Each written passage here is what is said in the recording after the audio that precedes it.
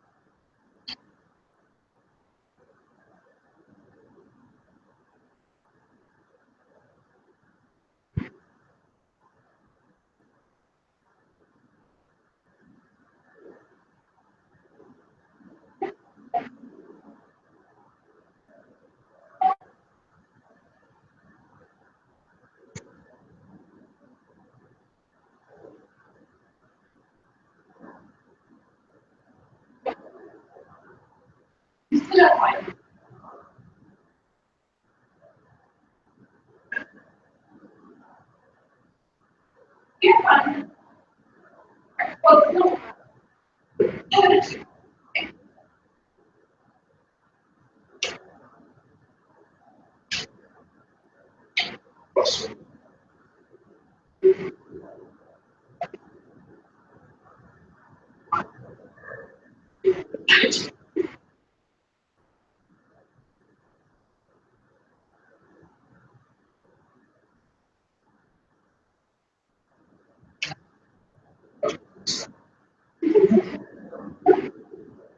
There is that.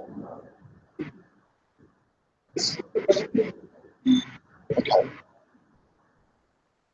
And you can also acquaint with them. Yeah.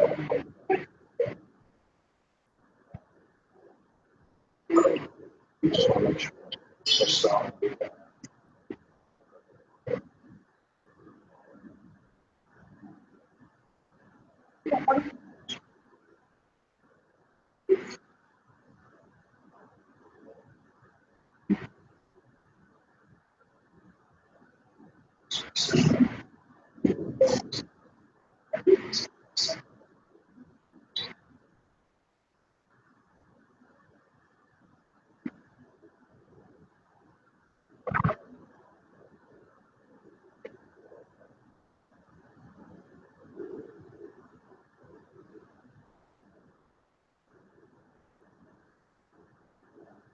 Yeah.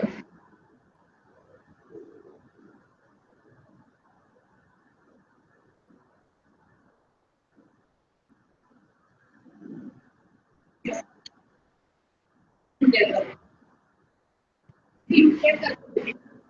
Yeah.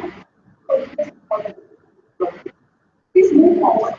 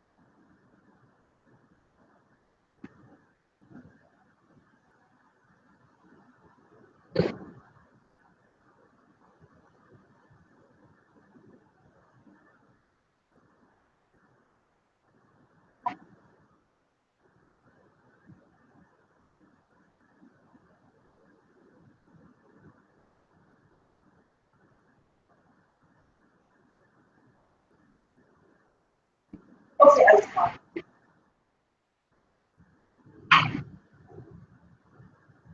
So welcome everybody. It's my pleasure to invite Dr. Gary Fones from the at ATREE. Dr. Gary is a leader in aquatic biogeochemistry in the School of Earth and Environmental Sciences. He has over 20 years of research experience and is a fellow of the Higher Education Academy and the Royal Society. His key research interests are the development of in situ pest sampler for trace metals, nutrients, and environment, and also his research segment biogeochemistry. So today he will present his work on use of pests and pests for regulating contaminants in the catchment city. So,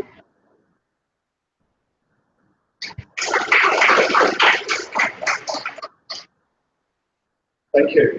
Applause and applause. Can everyone hear me? So I can pick up the jackhammer outside. What do you want me to yeah? Come on, can everyone hear me now? yes. Okay. So I'm going to talk to you about some of the work we've done with passive samplers. So these are our little passive samplers here. So I'm going to try and describe why we use passive samplers, and also some of the work that we've done. So try and explain a bit of background to the passive samplers, and then explain some of the work that we've done in the UK. And then that way. So, and then finish off talking about potential applications, potential work that we can do in India as well. So one of the things that I want to think about is this one here. So how do we go about, currently, how do we go about monitoring our pollutants in water? So one of the things to think about essentially is when do we sample? So how often do we sample? And when we do take a sample, what are we actually capturing there in terms of the contaminant input into the river catchment, into whatever water body that we're thinking about?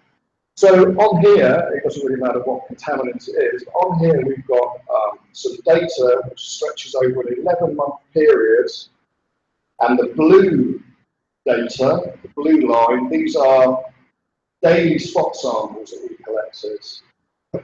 So that looks very nice. You can see there's lots of things going on there, lots of concentrations up and down, lots of inputs into the system. And if we had the money, then that's how we'd like to do all our sampling. So that's using some ISCO samples where we've collected samples every day. But that doesn't normally happen. So we're normally on the Environment Agency in the UK is under budget cuts, and so we can't have high resolution sampling. We can only sample at certain times of the year. That tends to be monthly sampling, and so here you can see these red dots. This is when the Environment Agency has gone out and collected their monthly samples. So straight away we can see that they're missing huge amounts of data. So all of these inputs here that are going into the system, we're actually missing them because our monthly samples miss all this input here. So when we assess our data, we can see that most of the time the kind of the continuous monitoring lines up well with the monthly sampling in terms of concentration, so that we know that we're doing everything right. However, it says here, all of our large spikes are being missed by the monthly sample. So that's two things that are happening there. The first is that we're completely missing all these large inputs. The second one is, and this I got my research assistant to do some number crunching for me when we looked at this data. And the key thing here is that if you take an average, so this line which just appeared here, this is in the UK, this is for phosphate, this is kind of our threshold concentration, which is 0.02. If you took a mean of the agency data, you get 0.034. So the agency would say, well, that's not too bad, we're not too far away from our threshold. But if you have either average data collected either online monitor or daily samples, you can see that we're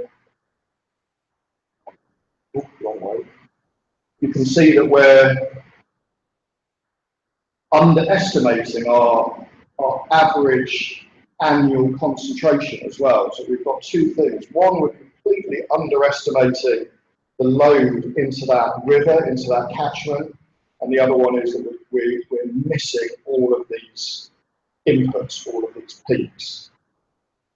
So one of the things we think about is, well, how better, what other monitoring techniques could we use to enable us to try and pin down and try and get some idea, because we wouldn't be able to do online monitoring or collect samples every single day. So what else can we do where we can actually capture all of these large inputs?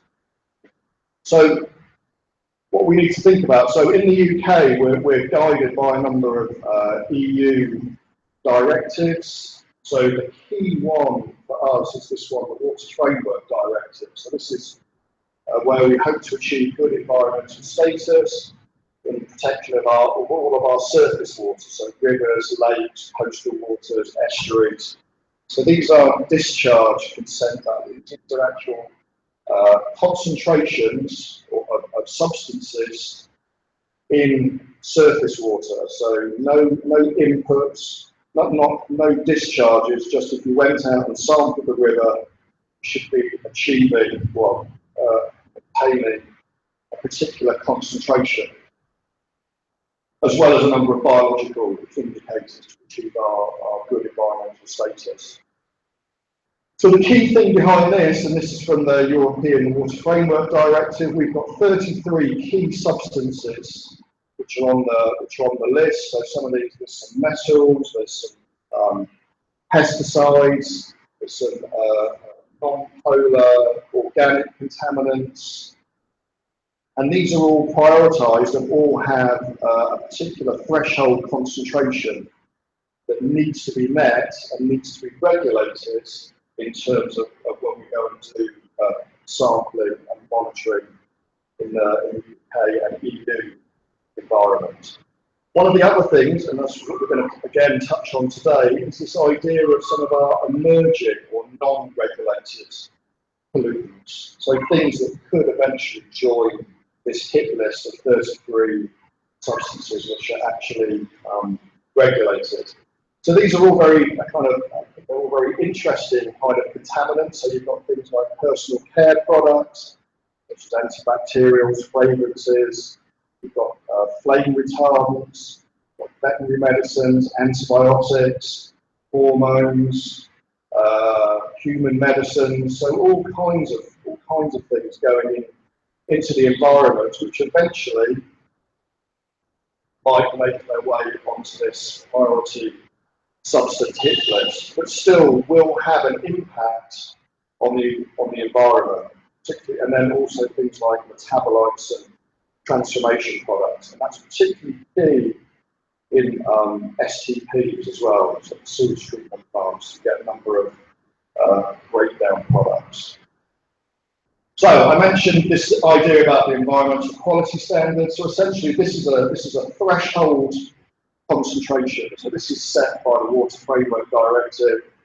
So I'll go through this quite quickly. So we've got the workshop next week where we'll be looking in more detail about what we actually mean by environmental quality standards. But this is the threshold concentration that's going to define a potential level of risk to the aquatic environment, be it either acute or chronic toxicity. And it has either it comes with a maximum and average concentrations.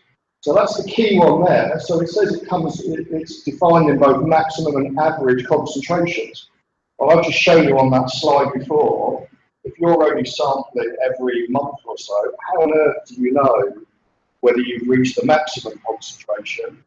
And if you take infrequent spot sampling, I've just shown that depending on the two different ways you can then take samples and look for an average.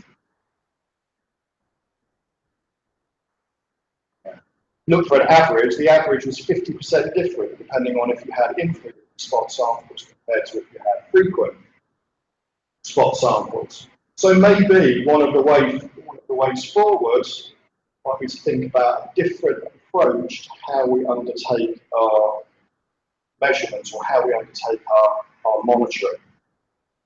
So if we come back again, so think about this temporal variation. So this is some data from an online analyzer. This was taken out in Western Europe, Germany. And just thinking here, if you had to go and sample and just take a couple of spot samples to characterise your river at a known point, how on earth are you going to do that? So if you went out and you could only take a couple of samples in this time period, you might sample here and then one here, so you might underestimate. You might take a sample here and here and then overestimate. So depending on when you sample, depending on the kind of information that you get back, so you could get sort of slightly confusing information if you have very infrequent spot sampling.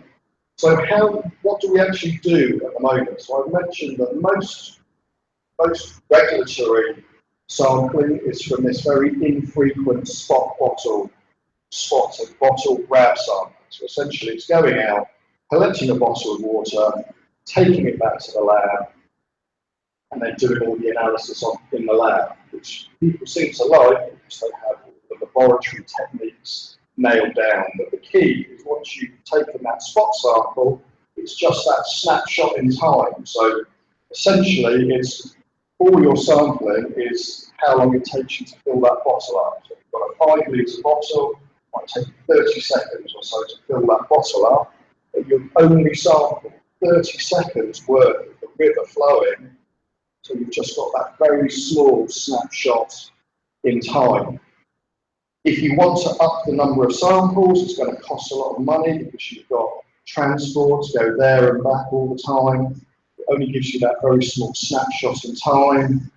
The key one here, which I've already mentioned, is if it's fluctuating, and it potentially gives you all this misleading information in terms of misrepresenting the highest concentration, misrepresenting your average concentration, and missing a whole load of inputs. So, what are the ways around this? So we could come up with some sampler that would give us a time-weighted average concentration. So this is our concentration varying over a 2-week period.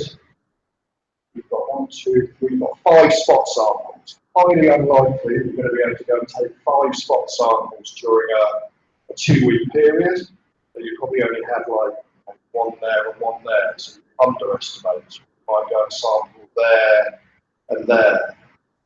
So you get 2 samples, but you wouldn't know what was the average. So if you sampled here, you wouldn't know that you had this big peak of contaminant come through.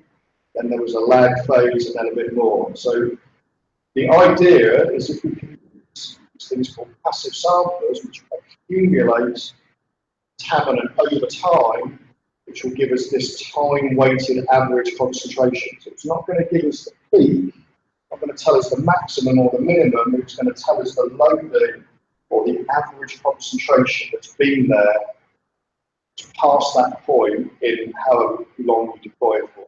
Week, 2 weeks, 3 weeks, etc. So passive samplers are new. Lots of people have used them, particularly for atmospheric work. Either some kind of atmospheric sensor looking at air quality, or these ones that people wear in labs. So you've got a little badge on your jacket going to the lab. You're looking at how much is it an accumulative dose over a particular working time.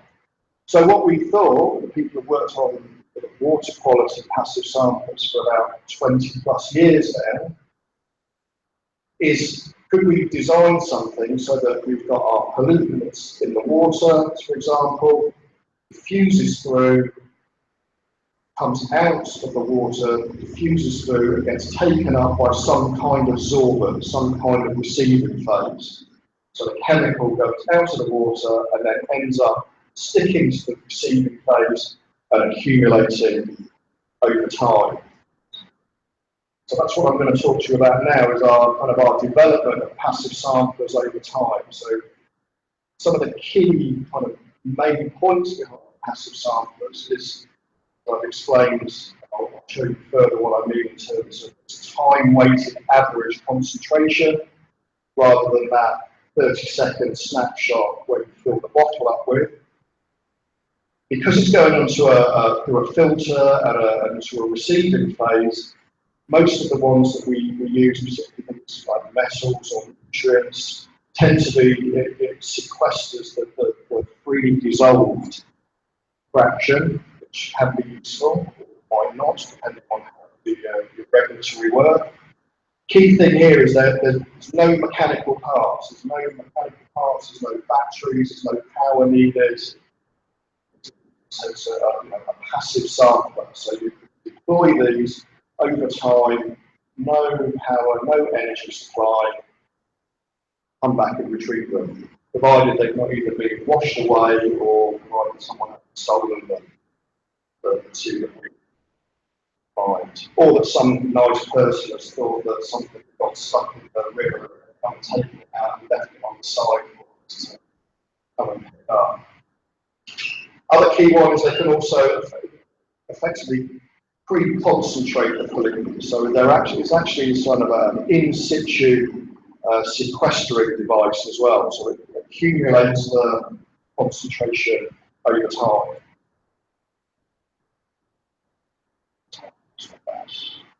Okay, so the number of different types of passive samplers for water monitoring, depending on the type of contaminant that you're interested in. So these three along the bottom have been mainly used for things like non-polar organics, so things like POHs, that kind of thing. And then the three across the top, so this is DGT, which is diffusing gradients of thin films, that's essentially for metals. Then there's the one that I've been working on, which is the chem catcher, and then there's also another one similar to the chem catcher, the POSIS, which is the polar organic integrated chemical integrated sampler.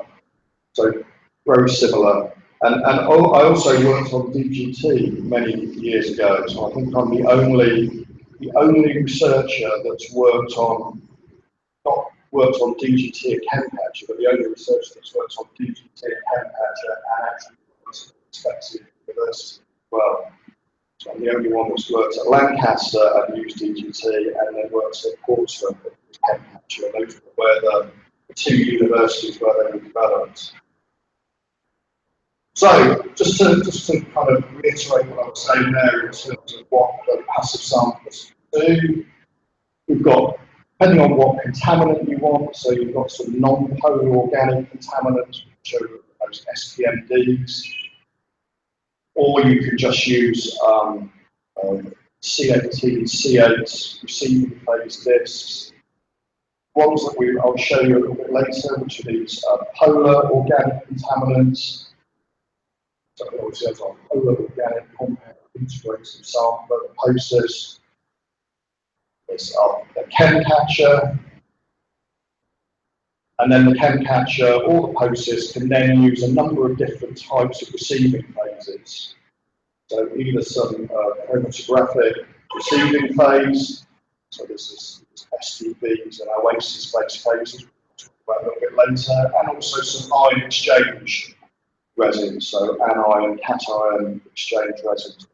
So we can also use them for, and I'll show you a bit later as well, in terms of for monitoring metals, so DGT and chem catcher, so that's like a chelating disc that we use. So again, that all comes down to the solid phase chemistry, and also one for measuring nutrients as well. So again, DGT and then our chem catcher.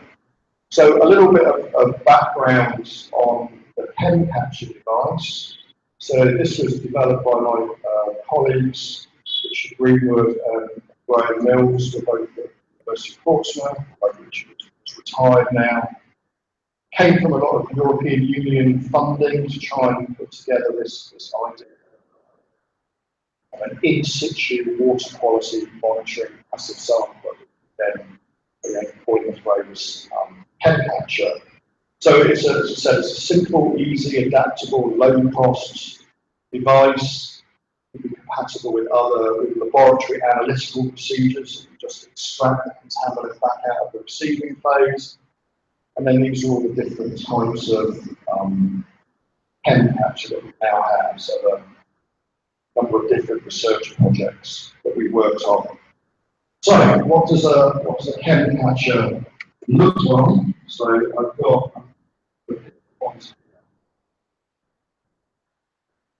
so it's essentially just made of this PTFE material. So this is what the chem catcher. That's what a chem catcher looks like. So it's just some machine PTFE, but the key bit is the receiving phase that's inside.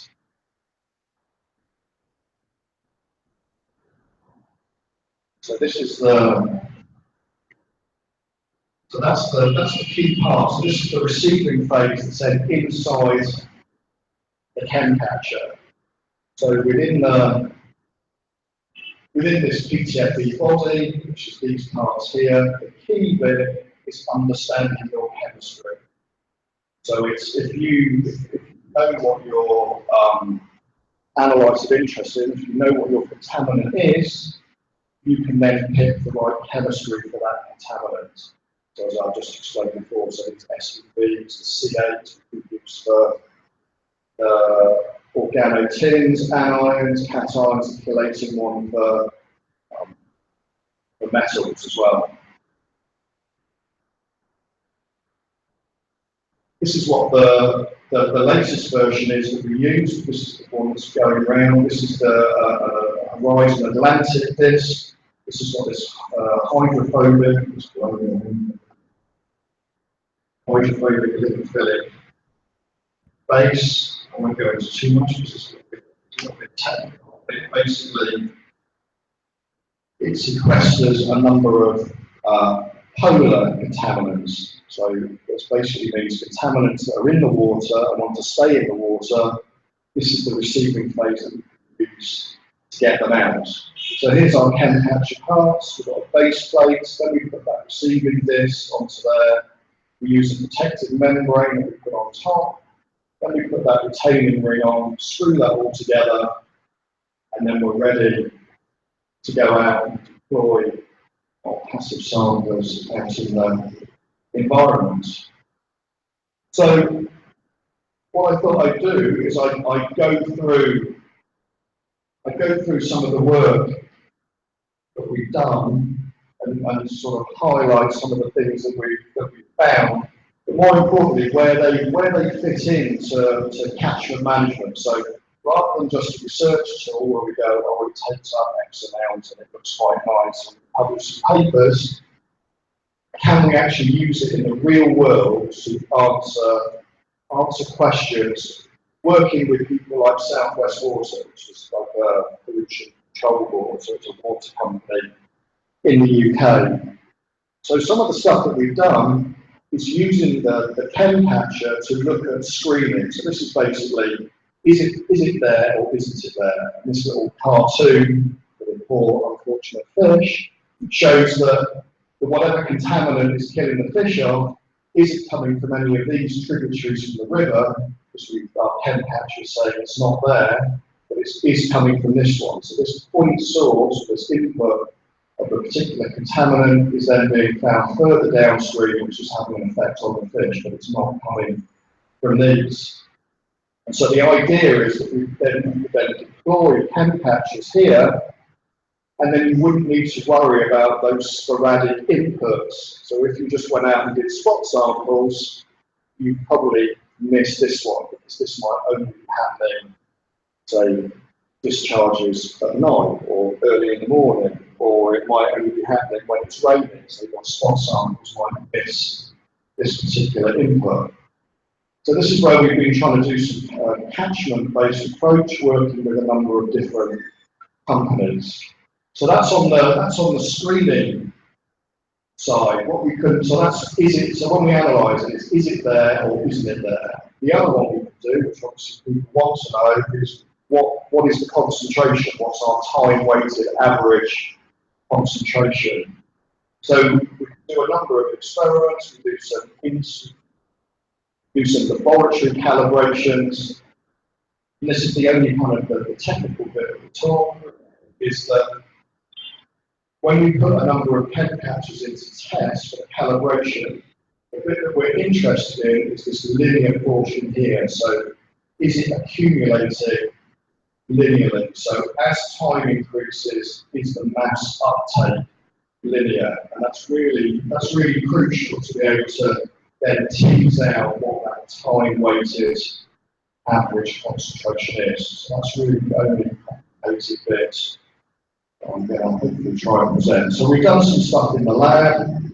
Interestingly, and it's my colleague Graham and also Anthony, I'll show you later some data that he's done for us, working with another water company, Wessex Water, looking at trying to do in situ calibration. So these were pen patches, that first slide, the starting slide, showing a number of pen patches deployed at a sewage treatment plant where the concentration was relatively stable, which is what you need for calibration, so that's this.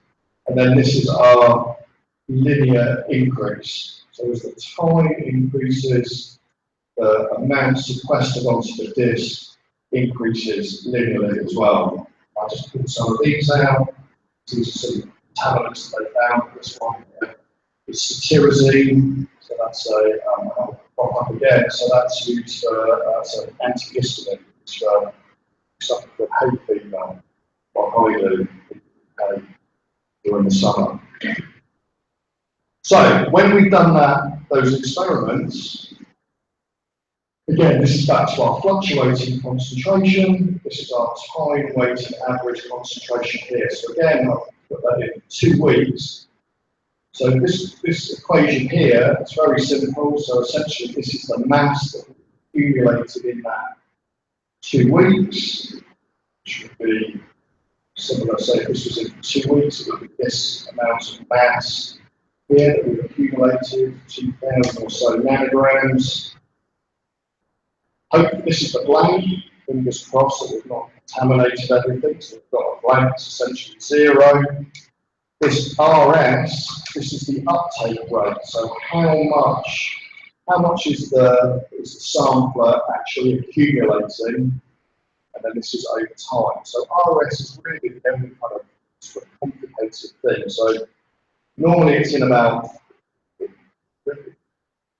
average is about 50 mils per day. So obviously if you've got 50 mils per day over 14 days, then that's 700. So it's equivalent of having a kind of a continual sampling and ending up with 700 mils of analyte that's been sequestered onto the disk. Stick all those numbers into the equation, and then that gives us our time-weighted average concentration over that period. Okay, so now we're ready to go out and do some deployments. So this is how we do the deployments. We normally put 3 in at each site, so that we've got some kind of fallback in case one of them gets damaged. We get a nice triplicate. You can either put them in a very expensive stainless steel, or like me, put them in a much cheaper block here with a bit of rope, a float, and a little bit of plastic that we put them in. So depending on how many you've got to deploy, depends on what kind of system. So all relatively cheap and straightforward equipment to deploy. So just some case examples that we've been working on. So again, this was with Southwest Water, part of their upstream thinking. Essentially tried to pinpoint where all these inputs of acid herbicides are coming from. The key take-home message is that they managed to target a number of these contaminants, and what they found was that they were actually detecting spikes of the herbicides after rainfall events, that they're sporadic or not very often. Spot samples were completely missing. And so what that's done, and they've deployed hundreds and hundreds of pen patches over the last few years, all that data has been passed on to their catchment management team, and so they're then able to utilise that in their catchment management programs to try and work out where all the inputs are coming from in terms of that particular contaminant. Just a couple of different variants that people use. So there's one for nutrients. We've done nitrate and phosphate. I put these ones in. These are the guys from Chalmers University in Sweden, and they were one of the original co-inventors of ChemCatcher, along with Graham and Richard of Portsmouth. We've also got one for metals, which is quite important later on in the talk. So we've used the ChemCatcher and DGT, using this chelating disc, trying to look at how the concentration varies. So here is the number of, here's the spot samples, increased concentration, down to very low concentrations, back up, drops down again, fluctuating over this time period, but then with the passive samplers giving us some time-weighted average mean. Other work that people have done is looking at sewage epidemiology. This is quite interesting. So right, again, this is looking at wastewater treatment plants, STPs. So rather than doing lots of infrequent spot sampling, you can put in passive samplers, change them over, gives you that integrated concentration over a week. They did this over monthly periods, and you get this input. And this is again cetirizine, which is the antihistamine, and you can see monthly time-weighted average means increasing in the summer when there's more use of the antihistamine. Okay, so one of the things that I just wanted to focus on is some of the work that we've been doing in the River Thames catchment, which is the River Thames flows. Lots of tributaries flow into the Thames, and then the River Thames flows down through London.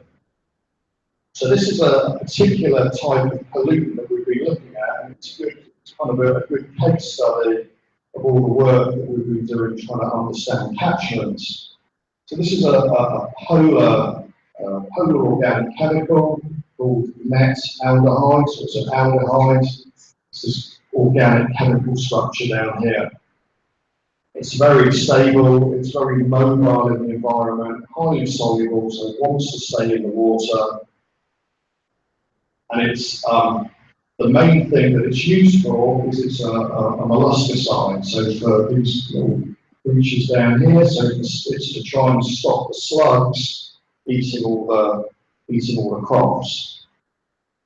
So it's deployed. It's put on the fields at various times throughout the year. The key time is August through to December. And the key thing for the water industry is that it's got this relatively low 0.1 micrograms per litre concentration. And this is for the drinking water directive. So if it goes through the treatment works and then it goes to the customer's taps, if it exceeds 0.1, then it fails the drinking water directive. So this is probably one of the key water quality issues that we still have in the UK. With the key thing is that it's very hard to remove from the water, even with advanced treatment processes.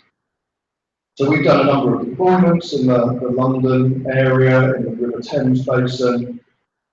That's just showing that the calibration works. So we know we're clearing only about 16 mils per day in terms of to be able to work out our time-weighted average concentrations.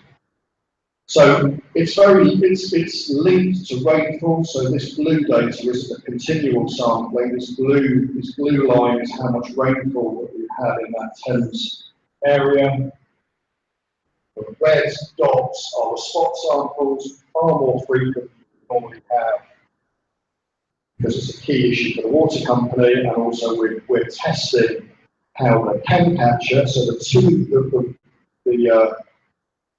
two weekly time-weighted average concentrations are these black bars here. We can see that we've got very good agreement down here, and then we start to see, it's interesting, we start to see some discrepancies here. So it rains, there's obviously a big input here, but they didn't do a spot sample there, so the pen catchers picked that up. Same with this rainfall here, spot samples kind of either side of it. It then, lots of rain, lots of metaldehyde input, the farmer must have panicked, gone back out, put lots of metaldehyde on, because there were slugs everywhere. Huge big peaks. And just to show the other way around, so this is our time-weighted average concentration, which is actually less than the highest concentration they detected. So it all comes down to frequency, and if they'd have gone, they probably went out and sampled that because it would be pouring with rain. But if they'd gone the next day, they would have missed that, but then our sample would have caught it. This is just zoomed in here, just showing, looking at the kind of the lower part. So the key one here is this 100 to 0.1 here. So this is the 100 nanograms per litre line here. So you can see here would be an issue because the time-weighted average concentration has actually gone above, but their spot samples have missed that bit. So just to summarise in terms of chem capture of what we can do with passive samples and what we've done in the UK is that we can show that the passive samplers effectively concentrate pollutants, good comparisons to spot samples, provided it's relatively homogeneous concentration. As soon as we get large spikes and large inputs, that's where the chem capture comes into play, which we think, or sometimes the water companies go, well, why hasn't it detected the large concentration like this? And we say, well, that's because that one. And we say, well, that's because it's a time-weighted average mean, and so it might have only been that concentration for one day, but ours has been in for 2 weeks. So we capture the concentration down here, the concentration there, probably as the concentration is increasing, up to a peak, and then decrease back down to there. So that's given us our time-weighted average. So, as I said, it gives us our time-weighted average concentration. We can use it for screening, so is it presence or absence? Then we can use that for detective work. And then I've shown that we can then subsequently calibrate these samplers so we can get some kind of quantitative assessments. Then hopefully we can then start to use passive samplers in catchment management solutions. And that's what we've done working with Southwest Water, Thames Water, and Affinity Water, and a whole load of privatised water companies in the UK. But that's the UK. What we need to think about, and this is a slide that I've stolen from Graham, who gave a talk in Bangalore, wasn't it, last year. Came up with a few questions in terms of water quality, which is very pertinent in terms of thinking how can potentially could we answer some of these in passive samplers? So how could we use them to determine sort of the activity and the fluctuating activity and influence in terms of impacts on water quality? Do we know, how could we use it, as I've said, in that kind of detective tool in terms of understanding what the water quality is and also where these contaminants are coming from into the catchments? And then that might either inform in terms of some kind of catchment management approach or legislation in terms of how do we go about addressing some of these inputs. So a lot of it comes from the chem capture is very useful in terms of the diffuse pollution issue. Obviously, with a point source, you know that you've got a particular input coming from a sewage treatment plant, but it's always a bit more difficult to try and pin down where our diffuse pollution is coming from. So I borrowed these from Priyanka to try and sort of put forward a case study of some good passive sample use, potential use in India. So as you know, you've seen this talk a number of times in terms of the work that Priyanka did, but I was thinking, wouldn't that be good if you could put a passive sampler in there and extend that so that it's not just a diurnal, but do you see this variation over weekly inputs, over a monthly cycle? Think back to what I was saying in terms of, well, how do you go about assessing what that average concentration is? And then if you just came along and said, right, I'm going to go out after lunch and I'll go and collect my sample at 2 o'clock in the afternoon, is that representative of those dynamic inputs that we're seeing? And that's just for a day. So what's happening over a week? What's happening over a month? And that would be very nice to have some kind of chem capture DGT passive sampler there, because again, and I've shown with my data and Franken's data that essentially your infrequent grab sampling doesn't reflect inputs and the extent of the pollution that you see with high resolution sampling. But obviously you can't do expensive high resolution sampling all the time. So could we do something in certain areas, particularly the catchment it's working in? Could we use that to get the time-weighted average concentrations? Could we just use that in various tributaries for various input sources to try and get some time-weighted average concentrations, particularly as the passive samples are a lot cheaper to deploy and certainly a lot cheaper if you only use one rather than entire ISCO as one.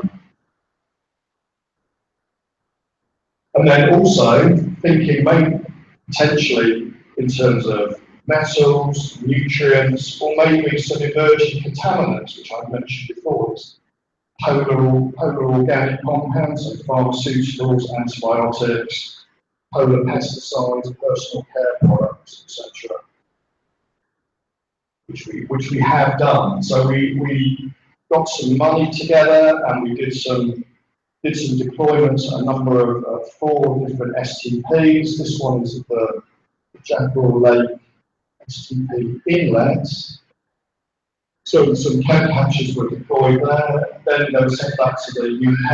We analysed them with this very expensive piece of kit, which is this ultra high resolution time of flight. So essentially does a screening. So it's just looking at what compounds were there. This was an NRW in Wales. This is a research colleague of mine who's from a water company in Victoria in South Africa.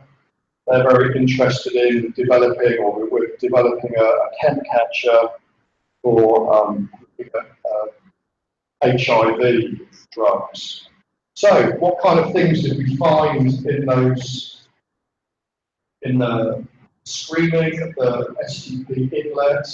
So we've got about 90 compounds that were identified, 68 which we can say were definitely there, 22 which we think are there. We've got all kinds of things, so antibiotics, antidepressants, some antiretroviral drugs, HIV, AIDS. So we only knew they were there because we've done that work with the people from South Africa, so we knew what the fingerprint was. So there was this particular mixture, this ritonavir and leponavir, a particular type of antiretroviral drug.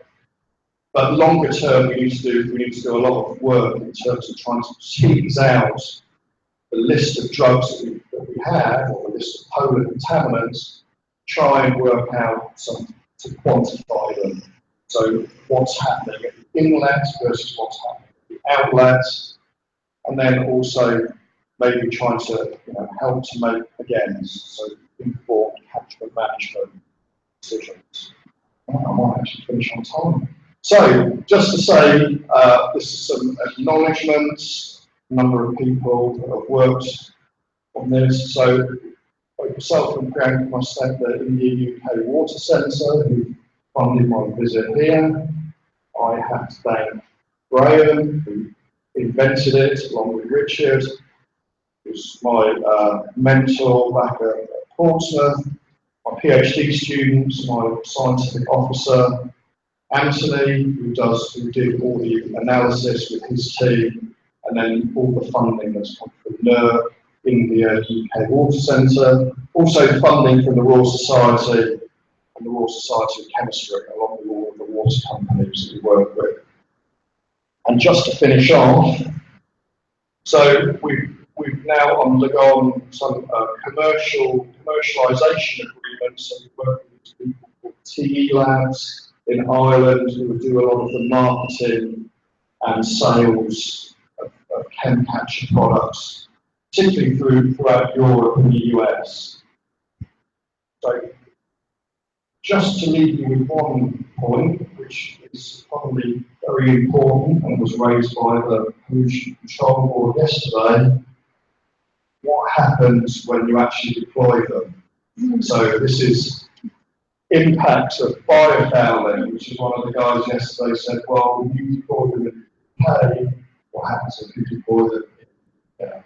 So we are aware of that caveat of biofouling, and that's one of the things that we're looking at. So large amounts of biofilm, build up on the front, build up on, so the key here is that if you get a film build up on the front of the passive sampler, then the pollutants can't diffuse through. So it's acting as a barrier, particularly if you want to do the time weight. It's not so much an issue if you're doing the screening, but if you want to calculate a good quantitative time-weighted average concentration, you need to know that it's going through a particular rate of some of this biofouling. So I think that's one of the key things for work here is we need to address will it work in harsher conditions than in the UK and Europe, where it's being used. So hopefully I wasn't too technical and you've got a good understanding of passive samplers and kind of the things we can do with passive samplers and also other limitations. Only a minute and a bit over. Thank you. Any questions?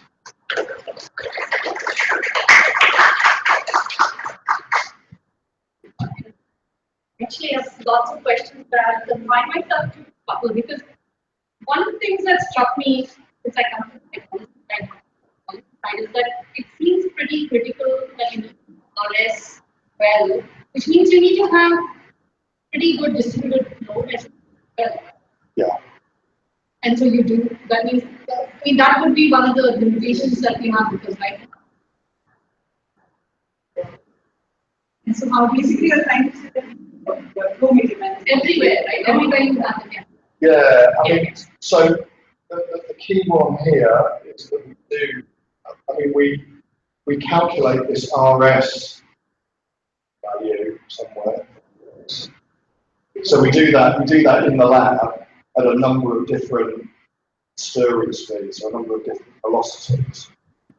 And so the key there is to try and, if you do it at a number of different temperatures, a number of different velocities, how does that change? So some contaminants doesn't change very much, others it do, others it does. The key really is that it would be nice to have a full hydrological understanding of where you do the deployment. The key is there any kind of flow? So if it's stagnant, you get a huge diffusive boundary layer in front of the passive sampler. So it takes a long time to diffuse that diffusive boundary layer, or it gets taken up by the receiving phase.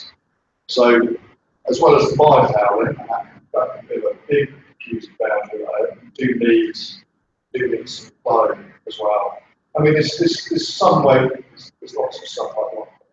Lots of ways around you can start to do things to try and work out what the flow rate is, how the intake rate change over time, what's the different things you're thinking about. So that's the challenge for the people. There won't be a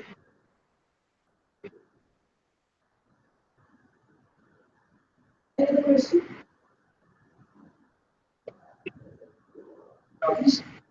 It's actually so we have, I think, not just flow measurement of the electron and a full hydro. The thinking was possible to actually then actually one thing is here the marathons and will remove that. Okay.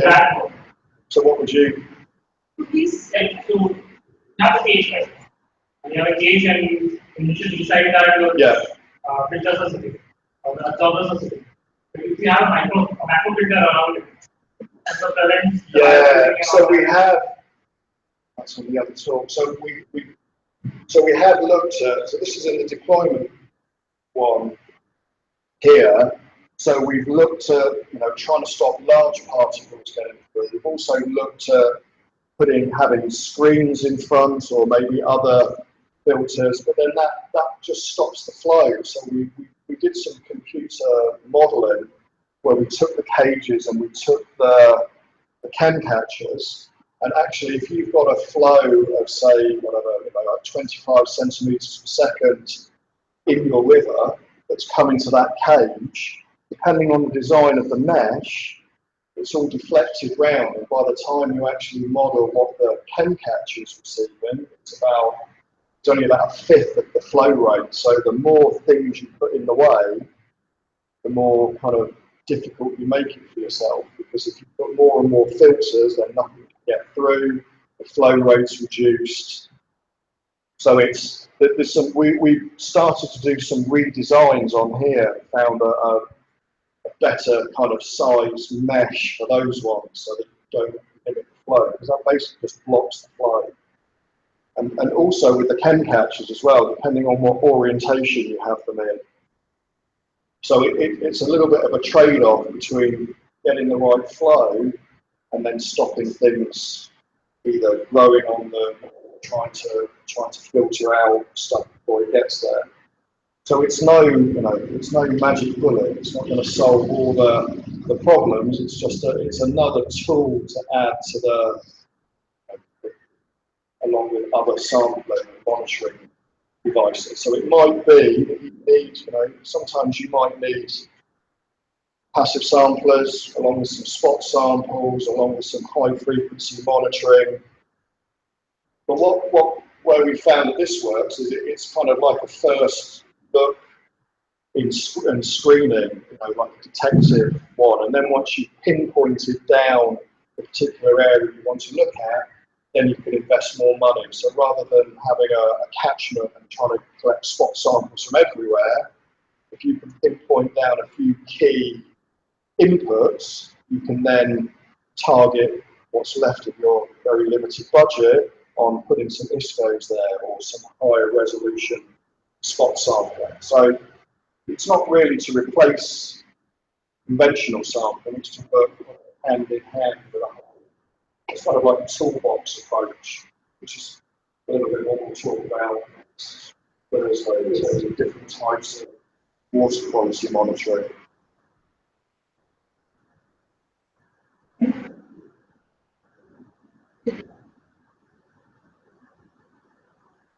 My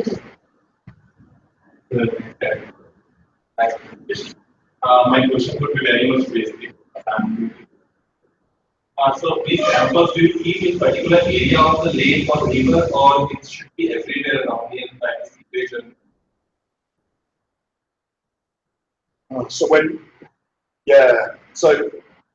it all depends on how homogeneous your area is that you're sampling. So you could have, we just tend to put it in one particular place. But you're right. You to deploy it at the surface, you need to deploy it further in the water column, in a river, to deploy it in the middle, deploy it at the edge.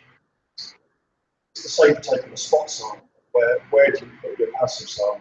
Where do you collect? But that statistic can be different and different areas. So, for example, if wastewater and the amount of which comes inside in the morning and comes again, so your statistic, whatever you would be different, I think.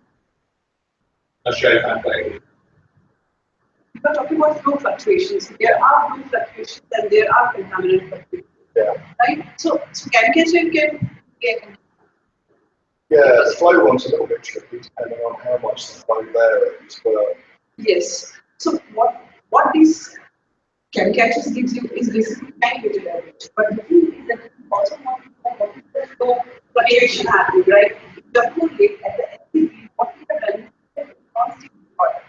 So we know the fluctuations in the flow, and if we put calculations over there, so we will know what is happening, like how much contaminants or how much particular contaminants absorbed in this calculation. And after 7 days, we bring it to the lab, we find out what is the mass, and then we can know what is the quantity.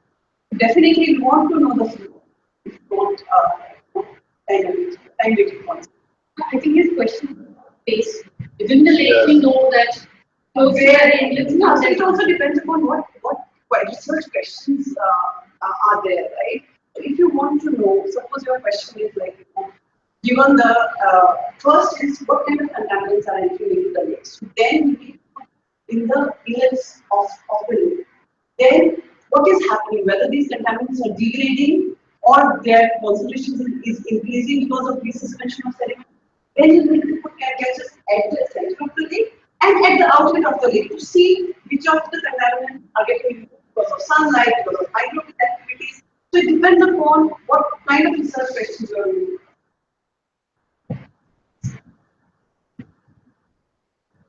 doing.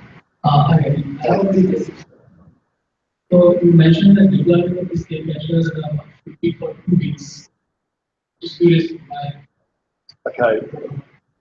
So it doesn't have to be for 2 weeks, but that's a very good question actually. So we've found over the years in terms of how we do, when we do our experiments, so it depends on the chemistry, so it depends on what analytes you're interested in and what kind of receiving phase are you using. So what you don't want, this is the key bit here in terms of time. So what you don't want is you don't want something where it's then going to start to plateau out, because then you won't be able to get the time-weighted average concentration. So there's a number of mechanics behind this non-linear accumulation. So it could be you've left it in too long, you've got all that biofouling, so there's no more uptake. So this is the mass accumulation. So there's nothing coming through. The time is increasing, but the mass has stayed the same. So that could be biofouling. The other one could be the type of absorbent you're using, depending on which was another point I raised yesterday, depending on the concentration there, it might be the receiving phase that you're using. And at the pollution control board yesterday, we said, well, our metal concentrations are much higher. So is there a possibility that you actually maxed out the potential for the chelating phase to collect those metals? So again, so that could be, so over time, if there's no more binding space, the mass, which is here, the mass won't accumulate anymore. So you get into this non-linear accumulation, and then you just reach this equilibrium state where there's no more mass being accumulated, either because it can't get through or if it can get through, nowhere for it to go. So we have to stay somewhere in this linear accumulation. This is for the time-weighted average concentrations. So we've started to use 2 weeks, maybe 3 weeks in the winter, depending on how much biofilm formation we've got. We can do calculations on capacity, so we know the type of receiving phase, particularly like the Atlantic one. We know the capacity of that, so we know that. So I think I showed. I showed that metaldehyde one, so we know we need to do some more experiments, because this is over 2 weeks, but it could be that maybe over 3 weeks we start to see a turnover here in terms of just the kinetics. So is there any more space for it to accumulate the mass? So we tended to use 1 or 2 weeks, depending on how much is there, how much biofouling, what's the capacity of the disc.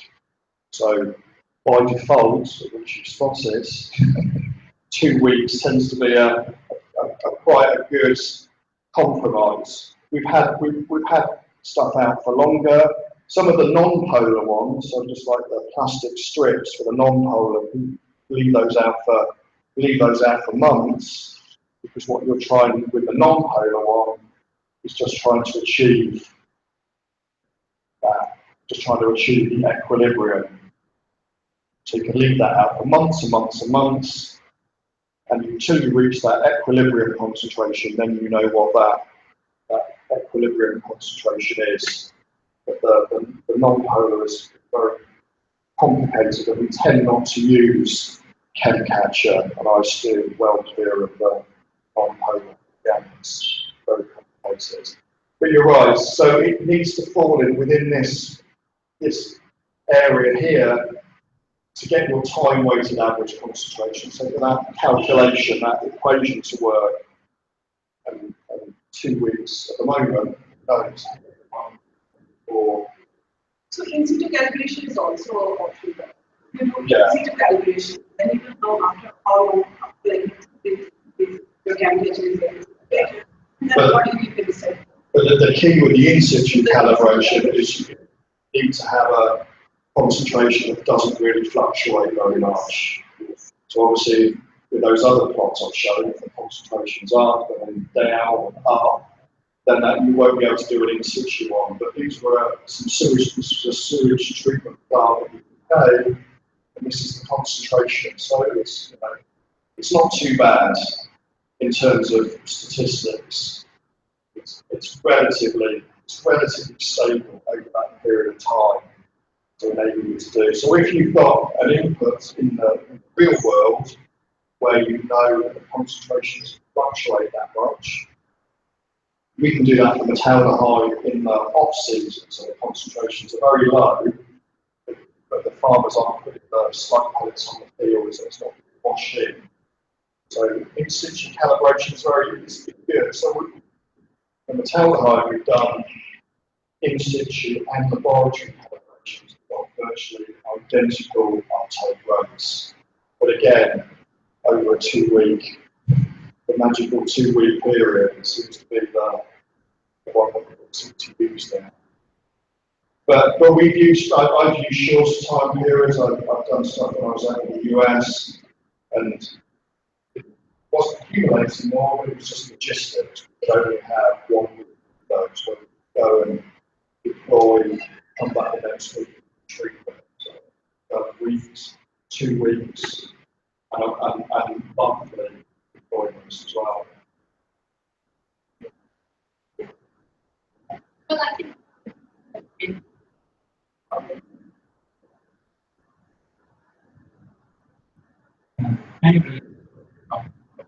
So, suppose you want different temporal resolution. So you want to know what's the time weighted average concentration over, let's say, 6 months after you want to know what it is over 6 months, but it is weekly and daily. Extreme example. And so you need to have like 6 membranes or 6 cam catchers in that site, and You have to deploy multiple, a whole load of chem catchers in to start with, and then take them out over a time period. So 1 out after a week, 1 out after another week. Then you have to If you want weekly ones, yeah. yes. right. You're getting in places. Yeah. But then the one for the month long, you start and then take out. So then you have to be sure that you have saturation.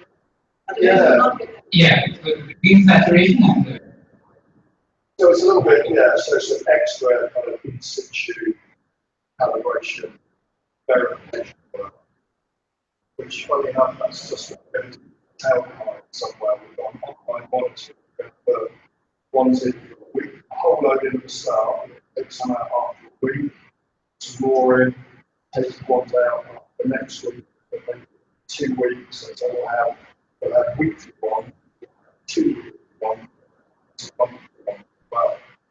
Integrate all that mass accumulation versus their sensor, which could be sample every 5 minutes, we'll be able to integrate all of that and see how we've, at least the capacity, and maybe some firepower as well. That's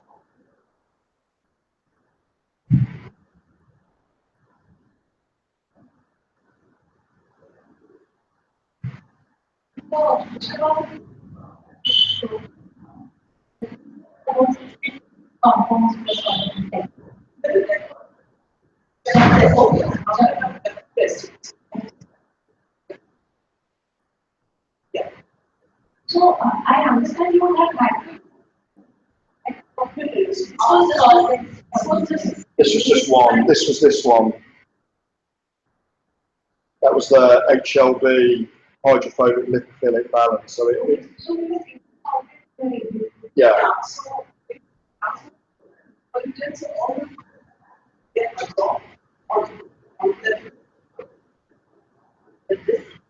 And then samples were sent back to you. It was whatever is absorbed out. And then high-end instruments for so on the technical chemistry there, so it's a polar compound. It depends on its log KOW. So it's how much is in the liquid or how much is in the water phase and how much is in the optimal phase. So it's that split between water and organics. So if it's got a high, if it's high polar, then it's got a log KOW of like 1 or so. So all of these compounds there, they all tend to be quite polar. So they're in the water and not non-polar, which don't want to be in the water. So those are the bits that either go into fatty body tissue parts or stick to everything. So these things want to be in the water, and then this is the type of phase that we use that can sequester all of those. There's probably some more, but those 90 are the ones that we can say with confidence are definitely there. And that was only after a 7-day deployment, and probably only after about 1 day, the whole thing was coated. So your question is how we found out there is a machine for it to get elevated. So you run the sample, wherever there is a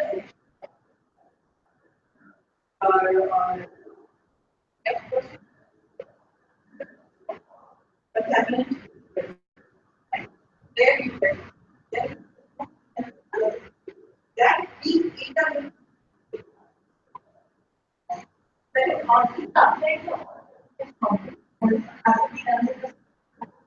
yeah, it's kind of for ICMS. Well, it's a LCMS, so it's liquid chromatography. So this is the peak that you get here.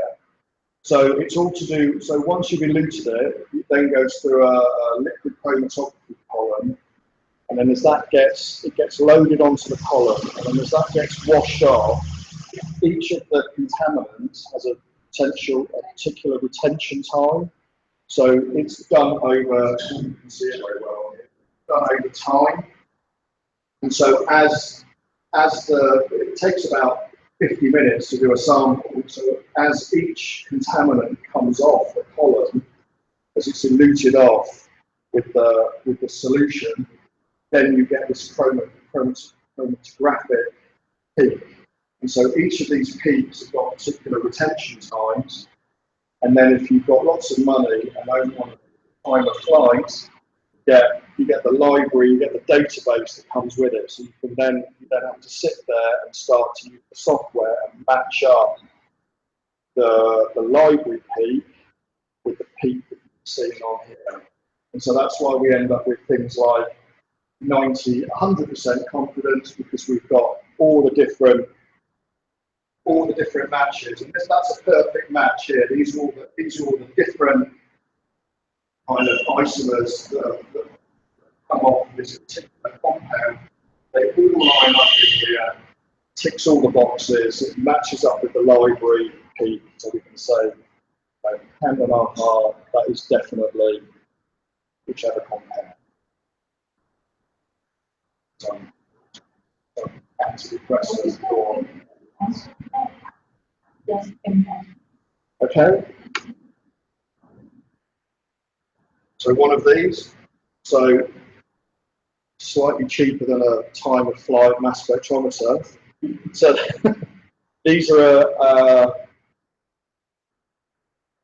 so it's PTFE because it's new, it's inert, and then one of these with the membrane is probably about £50, which is So it's 500. but they're reusable. The only bit that's not reusable is the disc. Once you buy the body, then you just buy the membrane. Yeah. So these are about £40, and these you can get them down to, if you bulk buy, you can get them down to about £7 each.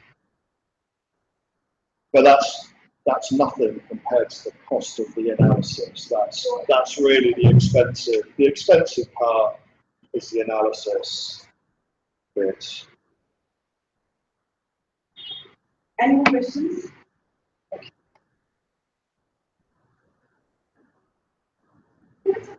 Making it work.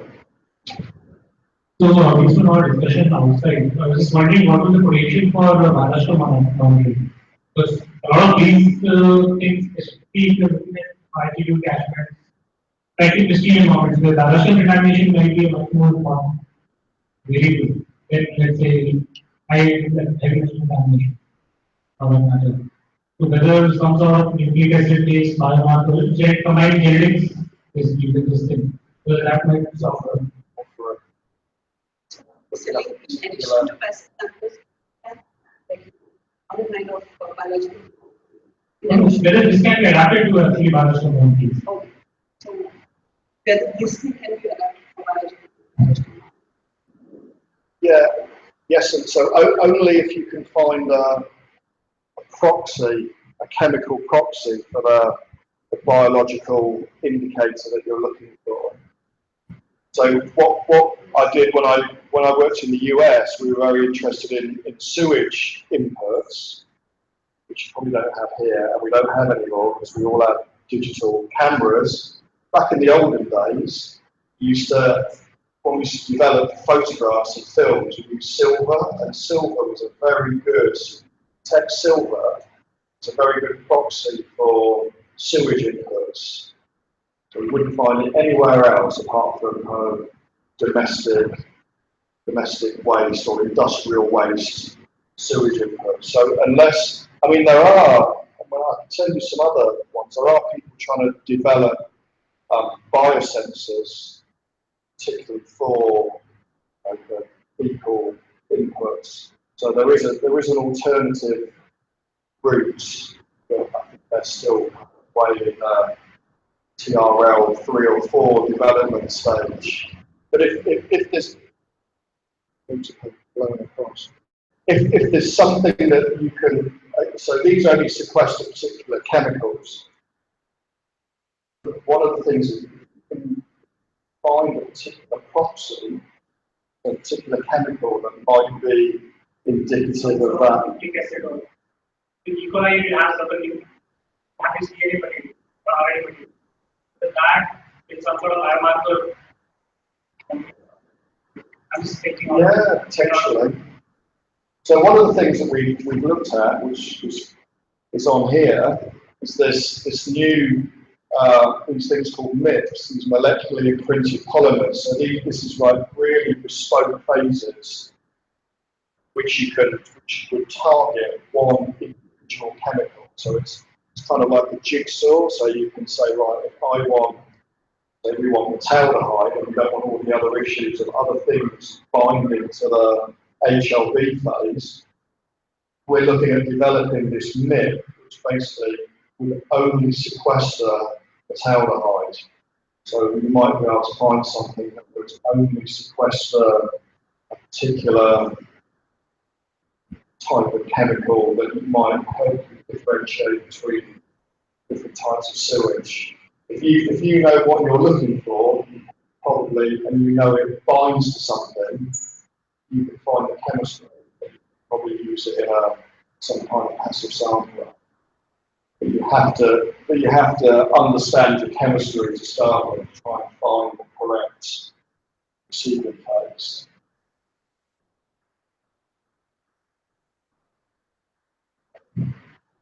This is the last one.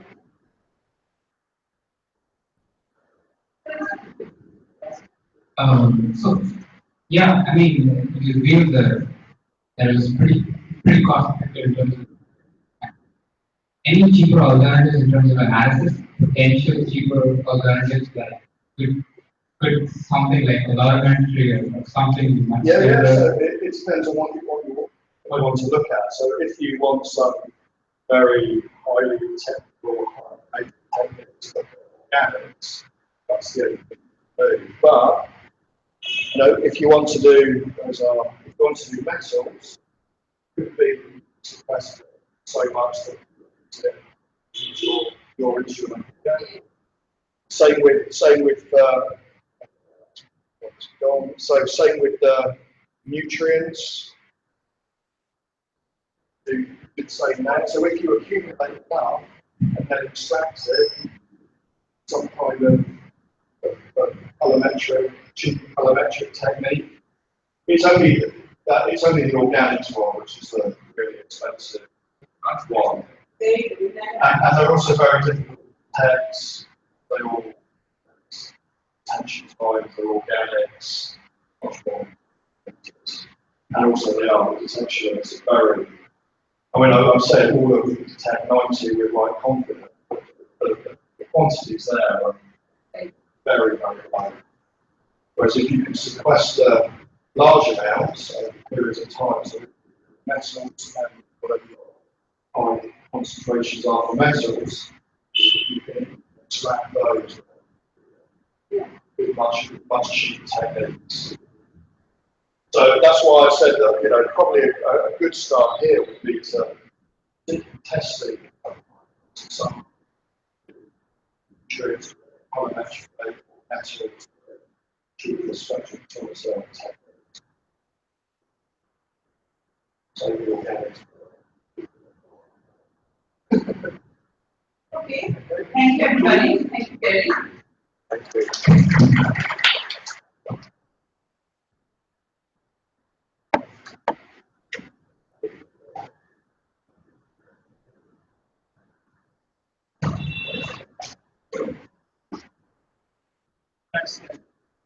Okay, thank you. Tomorrow you